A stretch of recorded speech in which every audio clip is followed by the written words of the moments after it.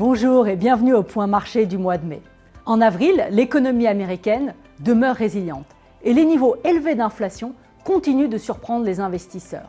Par conséquent, le marché a reconsidéré la trajectoire de la politique monétaire de la Fed. Les investisseurs ne s'attendent seulement à 1 à 2 baisses de taux pour l'année 2024 et pas de baisse de taux avant le mois de septembre. Cela a entraîné une hausse des rendements obligataires et une consolidation des marchés actions après le très fort premier trimestre.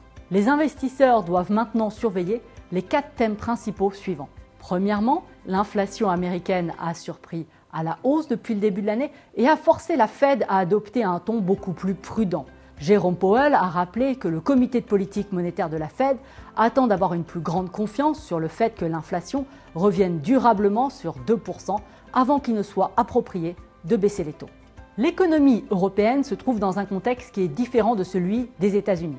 La trajectoire de l'inflation semble beaucoup plus maîtrisée et Christine Lagarde a rassuré les investisseurs en assurant qu'il serait opportun de réduire le caractère trop restrictif de la politique monétaire actuelle si le reflux de l'inflation vers les 2% se confirmait.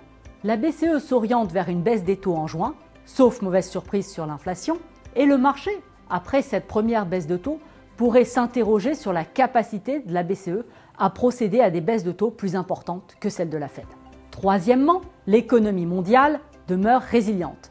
La dynamique économique demeure positive aux États-Unis, en zone euro, et la croissance économique chinoise a surpris positivement au premier trimestre.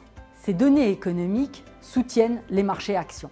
Le principal risque reste une inflation tenace, qui ne permettrait pas aux banquiers centraux d'assouplir leur politique monétaire. Dernier point, le risque géopolitique est clairement à surveiller.